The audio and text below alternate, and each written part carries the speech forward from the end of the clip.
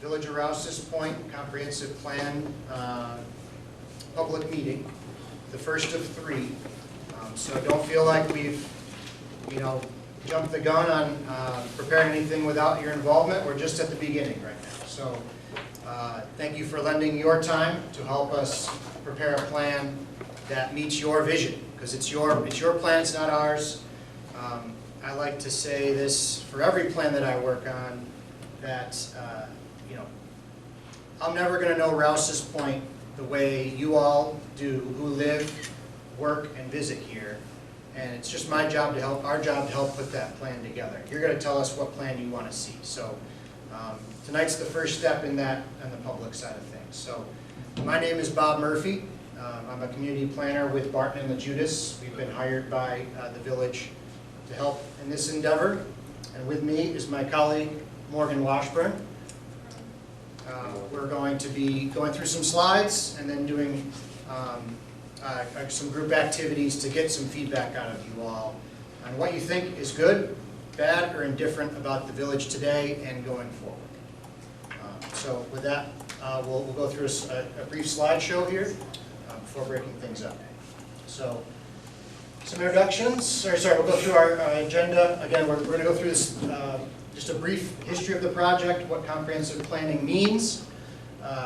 We've begun our community profile and conducted some surveys, so we'll go through those results and then break up into two groups, hopefully, to do what's called a SWOT analysis. SWOT stands for strengths, weaknesses, opportunities, and threats.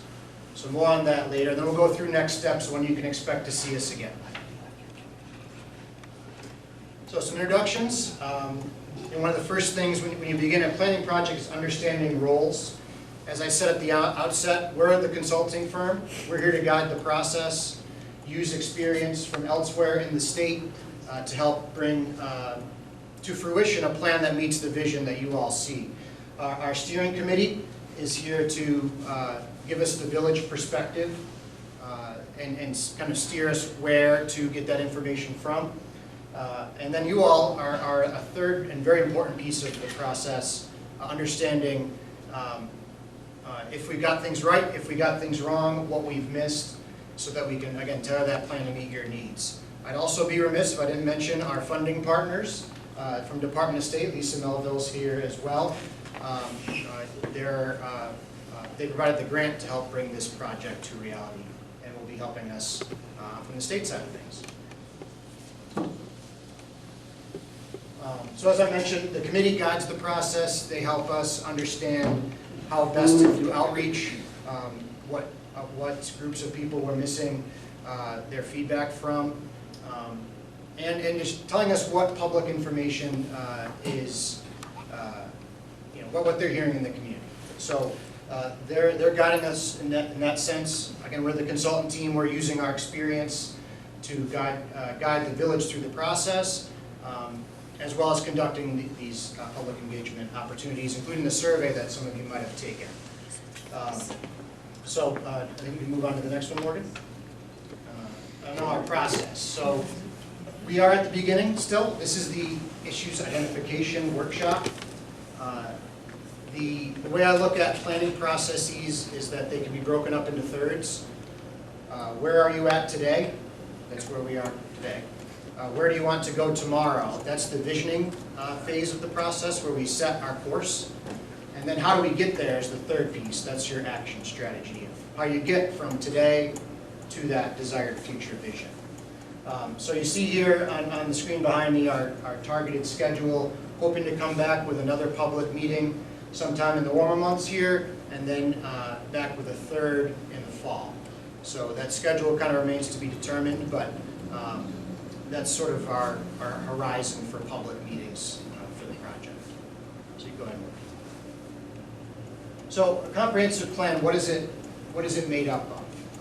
It's made up of those three parts I just listed. It's sort of understanding your baseline of where you're at today. That's your community profile. We'll talk a little bit later about the market analysis that was done as well. Then that leads into, all right, well, where do you want to be 20, 30 years from now? What kind of community does the Village of Rouses Point want to be? And that's your vision statement and your goals that help you achieve that vision.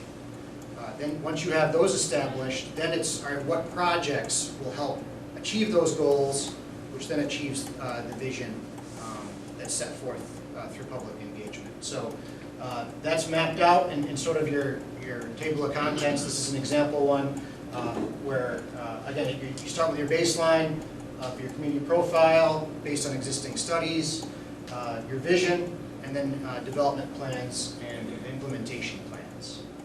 So that's, in a broad sense, what your plan is made up of. Now, what topics can a comprehensive plan look at? Well, it's comprehensive.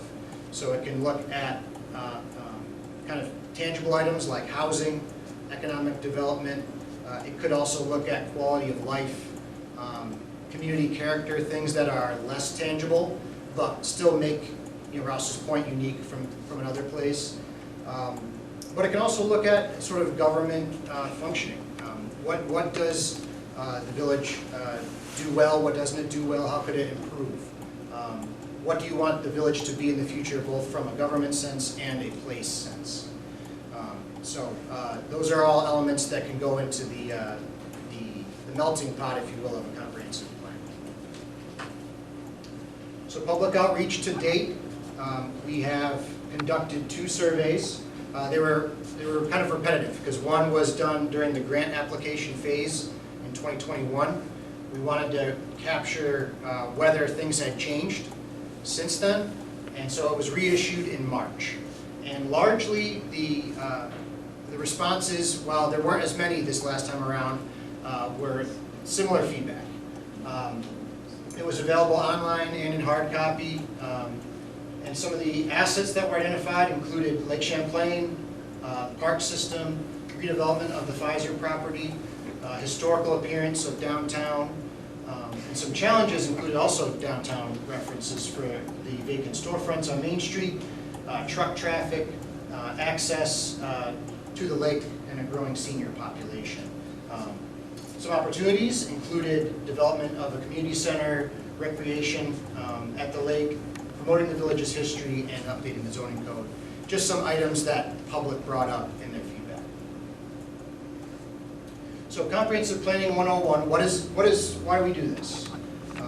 What's the purpose of a comprehensive plan? Well, it's set forth in New York State law, and it establishes a baseline for several forms of decision-making at the village level, one of which being land use regulation. So if ever you change your zoning code, it's important to have an updated comprehensive plan that supports it. That's sort of the reasoning for changing your zoning code. It also provides that backing for several other decision-making processes like local road speed limit changes, capital improvement planning. Those are also can come from your comprehensive plan through a public engagement process. The next slide, Morgan. You may be familiar with a master plan. That was sort of the terminology of the 20th century, and that focused on tangible items primarily. And in many ways, it was sort of an encyclopedia of your community. If you saw a comprehensive plan from the 20th century, you'd see it as a large book, which contained all of the data and information about your community because that's where it was stored. Now with the internet, we don't need to place as much emphasis on sort of data presentation and can cut right to the chase of what's the vision for the community from some of the items that are less tangible. Go to the next slide, Morgan. Having to do with community character, community design, public health, quality of life, these active transportation, these things that don't have a quantitative answer to, but makes Rouses Point unique. You know that it separates it from other communities in the area. It's hard to define, but your comprehensive plan can help you define what that is and what's important to the village as opposed to elsewhere. So this graphic I like to show as it kind of gives you a sense of where the comprehensive plan falls in the hierarchy of plans in a village and policies.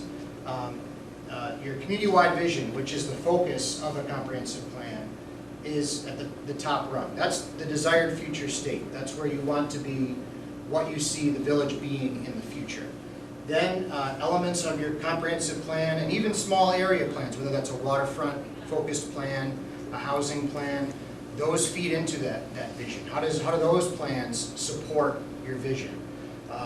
Then you have more functional plans like capital improvement plans. What the DPW is investing in, how does that support your comprehensive plan? And that vision in the comprehensive plan is, it's your vision, and the people of the community are the ones who put it together. So every time a department head at Village Hall wants to propose an investment, they can say, look, the people said they want to see better sidewalks. We want to invest in sidewalks, and so that's going to affect our capital improvement plan to do so. And that's why that plan consistency is important. This is not meant to be a one-stop and then you're done activity with a comprehensive plan. It's meant to be a living document. New York State statute says you're supposed to revisit every 5 years. Most communities don't meet that goal, I'll be honest. But it should be relatively up to date. So, if ever there's a change in your community's character, a new development that really changes things, you really want to maybe take a look at the comprehensive plan, see if it needs to be updated. So I'm going to skip through the quote here, Morgan, but the comprehensive plan is meant to be all-encompassing. It's comprehensive. It's not meant to get into the weeds of different policy areas. It's meant to focus on what is the vision for the public, from the public in the future, and then what steps do we need to take to get there. It's also not built from scratch. We are using previous plans, including that survey that was done in 2021, but also a downtown and waterfront revitalization plan. Again, a bit dated now, it's from about 18 years ago, as well as design guidelines and a community redevelopment strategy and implementation plan from 15 years ago. So again, they're a little longer in the tooth, but we're using those to develop the vision statement and recommended actions going forward. So as I mentioned, we have begun our community profile and market analysis as sort of this baseline stage that we're in, and Morgan's going to walk us through some of the initial findings of that study. So go ahead, Morgan. All right, so like Bob said, this is going to be our baseline. We just look at the current trends and look at that and see how we can move forward. So we are located on the Canadian border, and I bring an interesting perspective here because I grew up on the Canadian border in Niagara Falls, so I kind of understand what it's like with all the tourism coming in. The village boundary extends 2.62 miles along Lake Champlain, and the northern municipal line is located on the Canadian-United States border. So you bring that perspective from the western part of the state, Yes. a little bit more urban than Yeah, Niagara Falls is a little bit more tourism. So, and you guys know where the village is. So we don't need to get too far into this, but this is important for other folks to understand as they're reviewing your comprehensive plan, to know what priorities you have and whatnot. So, and this is detailed in the community profile. So the current population is stable. It did decrease a little bit, but not too much. It was 0.6% between 2010 and 2020. Pretty similar to the county. It had a little bit larger of a decrease, 2.68%. The largest age groups here are 19 and under and 35 to 53, so those are our families. 65 and up age cohort has increased 62% in the past 10 years. So with that, we can look at more senior-based activities and facilities. And this data, we hope it kind of gives you a sense of what the, we all have different perspectives of what the village is, who makes up the village. This gives some data perspective and can kind of, some things might surprise you, some things might not, but it gives everyone a common understanding of the current lay of the land in the village. Sorry, Laura. The median household income has decreased. This can be attributed to the Pfizer closing. 25% increase in the county, though, in got a income there. How about people on the poverty line in the 20s? Do you take that into consideration? Yes, this is the median income, so the middle income. So this isn't high or low, this is just giving you a sense of the median income. It's like an average. Yeah, an average. So, but we do take that into account, yes. And it's noted that it's lower than it was. So there's more people on the lower end. Sorry, I'll explain. So there has been a decrease in the number of workers 16 and over in the village because of Pfizer closing, we can assume. Only 2.6% of workers in Rouses Point work from home in 2010. Obviously on the increase since COVID. The median household value in the county is $150,000. Median year the structures built in the county is 1977. So houses are a little bit newer, I would say. Do you have that statistic for Rouses? That's the have, county statistic. Yes. What's the Rouses statistic? Median year built in the village is 1963. And the value in the village? What's the median there? Median value in the village is 136.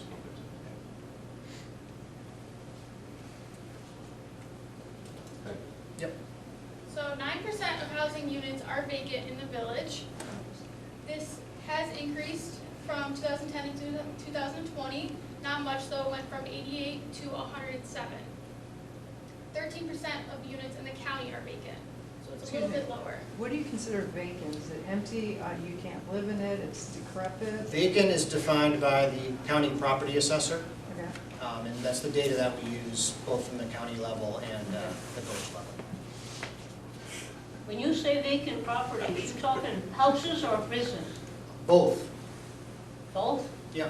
Because our street, the village, Main Street, Yeah. so empty. We want to focus Too on. many empty buildings. That was one of the comments we received in the survey was vacant storefronts.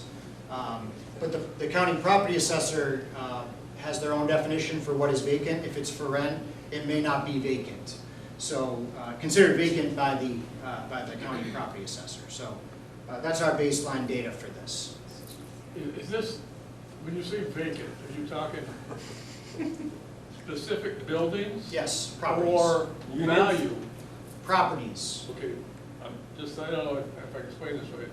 Let's just take Wyeth, for instance, It's a big you're area. talking 2020, and they were millions, is that their property probably was, whatever they're worth, they're more than each individual houses. So is that percentage based on the value of the properties or the actual number of properties? Number. Okay. Number, yes. So that property is the same as a single-family home down the road. Okay. Yes. Does that take into consideration second homes? Yes, so that wouldn't be considered vacant. Okay. That'd be another use. Where'd you So, get your figures? from the county property assessor, Okay. Clinton County? yes. Okay. Talking the whole county, Well, the whole county and the village, in the village, okay. yeah. I Yep. mean, just talking Rouses Point here, we're talking the whole county. Well, so the village vacancy rate is. I know, we're part of Clinton yeah. County, Yes, and 13% in the county. so. So there's just a little about less, Clinton County. there's a little less percentage vacancy in the village than in the county. Gotcha. Yes.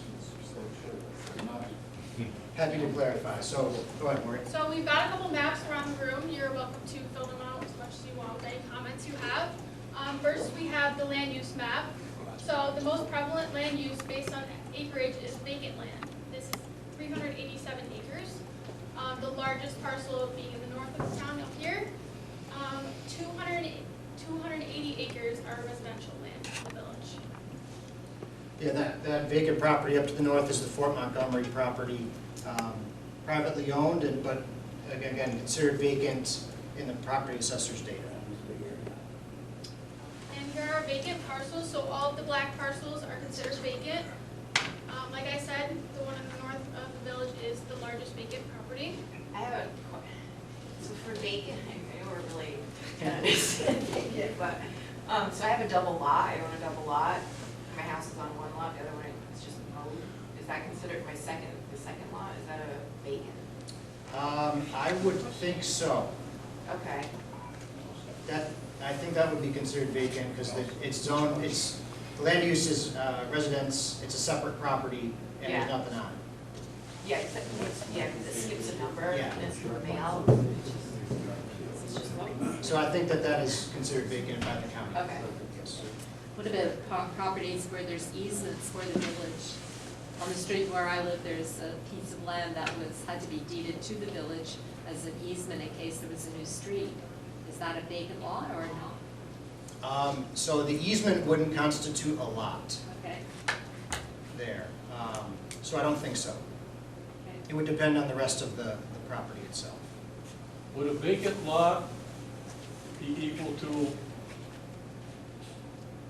a house that is vacant on a lot? On a lot? Yes. Yes, Whether again, there's a- considered whether by there's a the, building there or not, the county property assessor as they go around and make so assessments. whatever's on the tax map. Yes. Regardless Somebody owns it. of whether the house is there. Yes, it may be owned by somebody, but it's whether the condition's considered vacant or not at the time. A lot of questions on vacancy. So this map here shows ownership, public versus private. Understanding ownership helps us formulate future development scenarios. It's a lot easier to develop something on public property rather than private. Projects on publicly owned properties are easier and we can conform those to the village vision rather than private. It's a lot harder unless there are zoning regulations. So just good to consider where public land is versus private. And last, we have the wetlands. There's one small portion of a 359-acre wetland located in the north of the village. And these can limit development. There's a lot more permits you need when trying to develop on a wetland.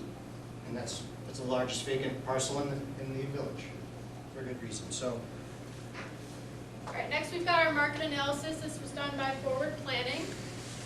So the contents here, we have the background and purpose, study areas, market opportunities, socioeconomic analysis, regional tourism spending, and the appendix. The study areas, there's 3 here, so we have the 20-minute, 40-minute, and the 60-minute outside of the village. So this is essentially our What's the primary market area? Is that considered Plattsburgh, Burlington? so Yeah, the primary market area is in this case the 20-minute drive time from Rouses Point. Anywhere? Yes, So you could go to Canada? yes, Okay. yes. So what's yes, the purpose these do of it? cross the border here. It's to understand where people in our 20-minute area are spending their money. Okay, cool, thank you. Some of our findings here, new and unique waterfront tourism offerings can help us better capture spending from regional visitors. We had some interviews conducted and these suggest that tourism demand in the village could support up to 50 boutique guest rooms in the village. A visitor survey could help better understand this demand, so maybe that could be an opportunity in the future. And clarity and leadership are needed to attract a new investment at the Board Advisor site. Clarity and leadership from whom? I think from the village perspective, where we want to go. I think that's where that came from the market analysis firm. Maybe they didn't realize. Not from the Yeah, not from the owners. I think it's more from what the public wants to see. on private property? Yeah, from what the community wants to see. I think some don't realize maybe that, That it's now. privately owned. Right. Yeah. The Pfizer? Yeah. Next, we've got our survey results. So, like we said, we did reissue this from 2021. The findings were essentially the same. We did have a little bit of a lower response rate this time. We had 47 responses versus 218 in 2001. This survey featured 25 questions. So who took their survey? 72% of respondents have been a resident for over 10 years in the village. 60% of respondents in 2021 were residents for over 10 years. 80% of respondents own their residence within the village. This is the same as the 2021.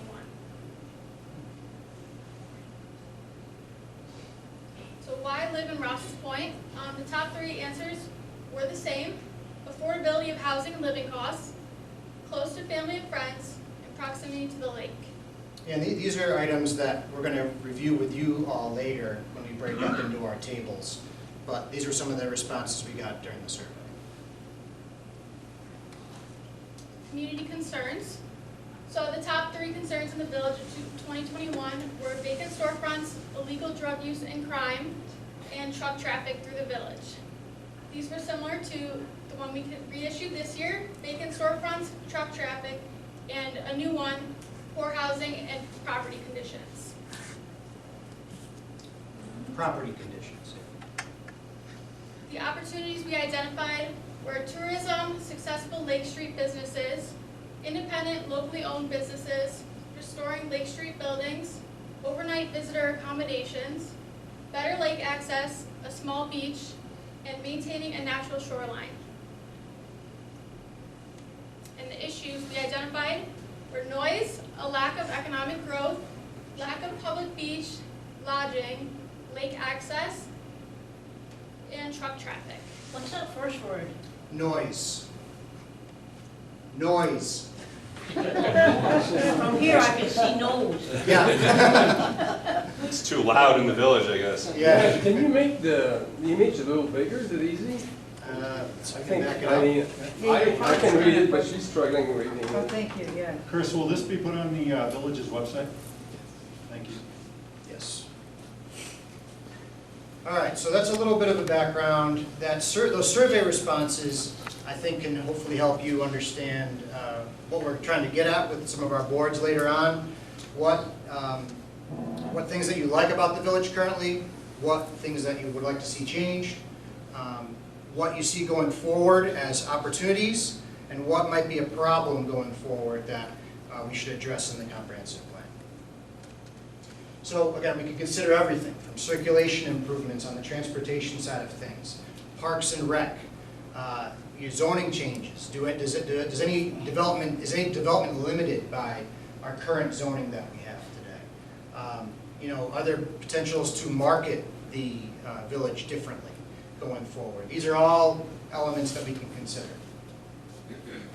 So what we'd like you to do, well, first off, we're going to do a Q&A before we break up. That'll be the next phase of our event tonight. I guess I'll open it up to any questions before we move into that. One question I have is in terms of the surveys that were done in 2021 and also in 2023, what amount of those surveys were redundant, where people completed the survey twice? We didn't ask for identification information on that. I get a sense a lot were. Okay. You might have seen on there that a greater number of long-time residents responded the second time than the first time. Yes? A general question about this revision of the plan. Yes. Who's going to work with it once it's done? It will be used by village board, village planning board, and zoning boards, as well as different departments of the village. It can also be used by the public. One thing that a comprehensive plan can do is express, again, what the people of the village want to see in residential areas, in business areas, in industrial areas, and that can kind of pave the way for what private sector might want to do on their properties. So, is there any larger context to it? meaning? Meaning beyond the village? So this is the village's plan. Yeah. And I would say beyond the village, village residents and officials can use it to emphasize different priorities. One thing that's come up in our discussions amongst the committee is how do we get truck traffic off of the main drag, and so it's not disrupting business storefronts and businesses. So that would involve obviously working with Department of Transportation. So if that is a desire of the plan that comes out of this, the village could then use this plan and say, hey, look, the public wants to see trucks rerouted around the village. How can we make that happen? So that I guess is how it could be used beyond the village. Years ago, they set it up so that this street, Preston Street, trucks would come in and go up and go around through. And I don't know if that is actually happening, because there's an awful lot of big trucks Coming through the neighborhood, right, I mean, a straight line is the most direct, direct. so I don't know. Right, then it's an enforcement thing. And of course, they all have this GPS now, and when the things go here, they follow it, Right. and then 9 times out of 10, it's incorrect. Right, right. Yes, Just to say, we all 100% agree, we'd like to see the downtown develop, waterfront access. That's a lot of funding. yes. No, I don't know. So the village board wants to go ahead with this comprehensive plan, everybody's for it, but you're handcuffed with funding. Yes. So we came up with it. I noticed the first one that I had. No, there are. He's got the money. I was on one of these things 18 years ago under downtown revitalization. We came up with some good ideas and everybody was on board. But now, the village board, I'm not saying they were against it, but how do you redo this? We can't do this. We don't have the money to do this. That's, I mean, we can all drop our idyllic little plan, Yep. but it's funding, what it comes down to. It's my understanding, we have to do the plan before we can be approved for the Well, fund, correct? Yes, Correct. yes. This is opening the doors for funding and grants. I just wonder how available these funds are going to be. This is nice, this is great, I'm all for it, and I think everybody is. But when it comes down to dollars, You're gonna need to get grant are money. we to- just spinning our wheels and going through the same thing we did 18 years ago? And it's not gonna happen because we don't have the funds. A plan is only as good as you implement it, as it is implemented. So having a comprehensive plan by itself will not get you to its vision. You need extra funding, you need champions to help pursue those things though Yes, too. for sure. It's not just plans done, now give us the money. It's all right, these are our top 5 priorities, who do we gotta talk to? Do we need to develop any sort of preliminary analysis to get the money? What agency do we apply for? Do we need to work with the county? Those sorts of things need to be taken on by champions of these projects at the end of the day. So, because I've seen good plans go to waste, and I've seen, marginal plans get implemented because they're just followed through upon. With any plan, though, you have to have a support from the village, the people. And the thing is, you find that these stores are empty because the people do not go down there and buy it. They want to go shopping, hit the road and go to Plattsburgh, cross over to Burlington. And that's a day of shopping. They would never think to come down here, downtown. Right. That's what you lack a lot here, is the support from the locals. Yeah, how do we change that perspective? I think that's what we can try to do in the plan. Well, I is think the things identify are those changing, but things. not for the better, because they've all got this thing on the other hand, and they call Amazon. Yep, And what's gonna happen is, they're gonna depend on Amazon coming through the air, and eventually you'll see stores, they won't go shopping, especially with this vandalism and all this, Right. riots that So- are happening. so those are new challenges that weren't here really in 2006, right? So, how do, Change the mindset. yeah, how do we change the mindset? But how do we maybe reorient Yeah, Main Street? How do we do that? yeah. So You is adapt it, to change, right? is it dining? Is it things that you can't get from Amazon? Is it you're getting your hair cut? Service, the gym, you name it, there's a lot of things that I Exactly. don't Can't think get from the outside. lack of that is unique to Rouses Point. No, that's everywhere. Universal problem. Yes, exactly. Your biggest competitor is Amazon, period. yes. So yeah, so that's, we're trying to learn those issues and what you guys see as solutions for it. So that's what tonight's about. Again, tonight is about understanding where you see the village today and where you want to see it improved. Then we'll come back to you later with, all right, we've taken your information for where you see as issues today and drafted a vision. And then we'll bounce that off of you as well. Is this what you see as the village being in 20 years? You'll tell us, yes, no, we like this, we don't like that. We'll revise that, come up with a full vision statement. Then those will feed different action items. So Getting that vision statement is kind of our first mile marker, but we need to understand what the issues are first. So that's what tonight is, issues identification. You need, the first thing you need is businesses that will employ people, a real business. Perfect. And that's where you have to get that start first, because there's gotta be this coming through. Lack of employment opportunities, yeah. Yeah, so that's what we're gonna talk about at the tables, if that's okay. Any other questions I can answer? One more question. Yes, sorry. Who hired you? Rouses Point? Yes. The village hired us Okay. last year, yes. There ain't too much brought into this that we've heard much about.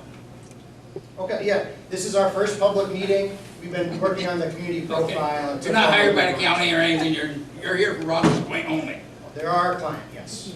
And that's following a grant that was obtained by the village to pay for the development of a comprehensive plan. From Department of State. So I don't know if I Thank you. missed some, I have a question. I don't know if I missed, if it was said, but I know there was a lot of questions that kind of revolve around, but the way I would put my question is there someone in charge of this comprehensive plan that's permanently here? With the village. Yeah. So the committee. Or department of the town? It's or- the committee who's guiding our efforts, and Chris Latchmore as the village clerk. Okay, that's the village clerk. Okay. So if he retires from that job, then it's whoever replaces him? It's up to the village in that sense, the village board. Okay. Because ultimately, a comprehensive plan is adopted by your village board. So at the end of the day, our committee will come up with a plan that they like, then submit it to the village board, who ultimately has to approve it. Okay. Got it. Thanks. Do we ever, how do people come to our village and find out? Do we have to depend on the Plattsburgh guys taking their leftovers For for a business to come here? How do they find out about us? that's a branding question. Do we need to get the word out for the brand of Rouses Point differently? Because they had that set up for the, what do you call it, there, the Gary Douglas and that bunch in Plattsburgh. Chamber of Commerce. Yeah. That's a good thing to bring up at our tables, though, if I could take us over here. So, now then, we'll answer questions at the end as well, but I want to get to our breakout groups here. Morgan and I are each going to take a table. I'm going to go to the sort of negative table, so if you've got negative thoughts, what you see as weaknesses for the village, or threats going forward, I'll be over here. For opportunities and strengths, we'll have Morgan over here. We want to hear your perspective on both. So what we're going to do is switch tables after 10 minutes. So if I could ask you to go to one of the two tables, and then Bob, instead of filming either one of these, are we going to bring up anything that's said on both of these at the end real quick? At the end, we'll summarize Okay, back out so we'll front. just pause and reconnect after. Very good. All right, let's reconvene video. For the benefit of those watching on the video, we just broke up into two groups that focused on strengths, weaknesses, opportunities, and threats. I'm going to read through some of the comments that we got, and then Morgan and I will be around to answer questions afterwards, but I wanted to give you all the summary. So, for strengths, what positive features do you tell visitors about Rouses Point? Some of the items included the lake, history, lake accessibility, bike accessibility, proximity to Montreal, civic center and library, walkability, rec park, affordability, golf course, geography, the seasonal aspects of the village, and people. What do you choose to live? Why do you choose to live in or visit the village of Rouses Point?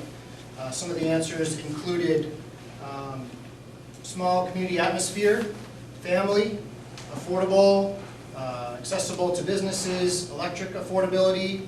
Let's see here, roots, jobs, lake view, safe weather, long-time residents, internet access, recreation, quiet underground utilities, and what makes Rouses Point a unique place to live, work, or visit.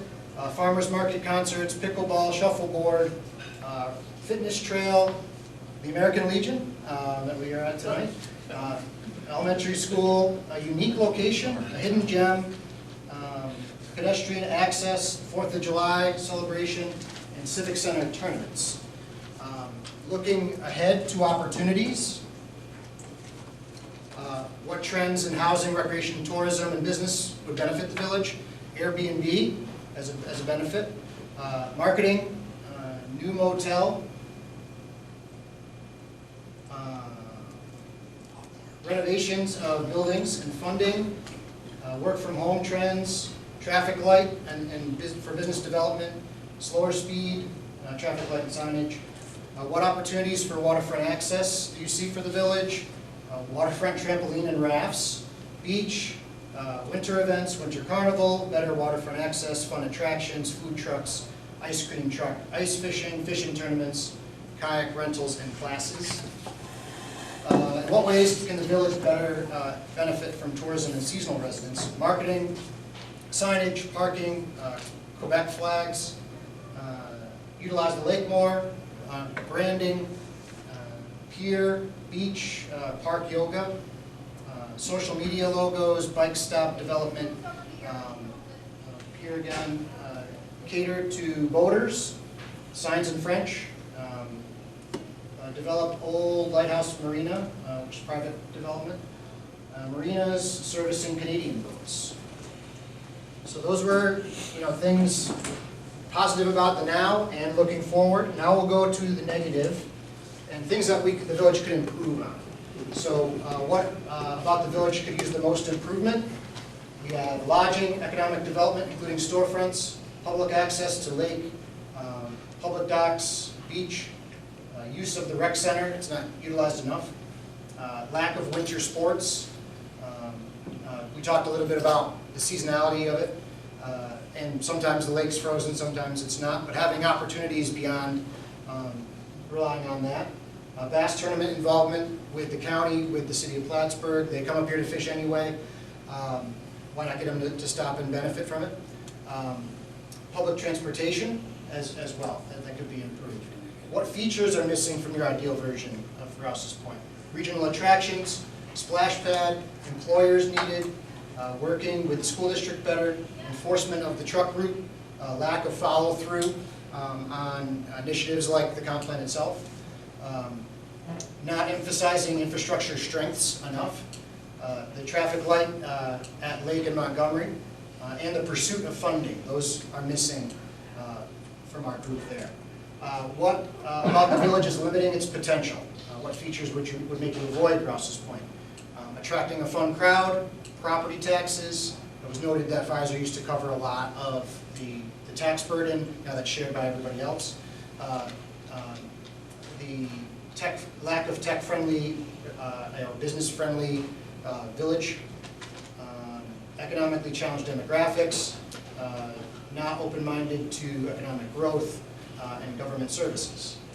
Cleanup of old industrial sites, negative PR, the lack of event programming, and the lack of community involvement we're talking about a lot. And then lastly, for threats, looking ahead.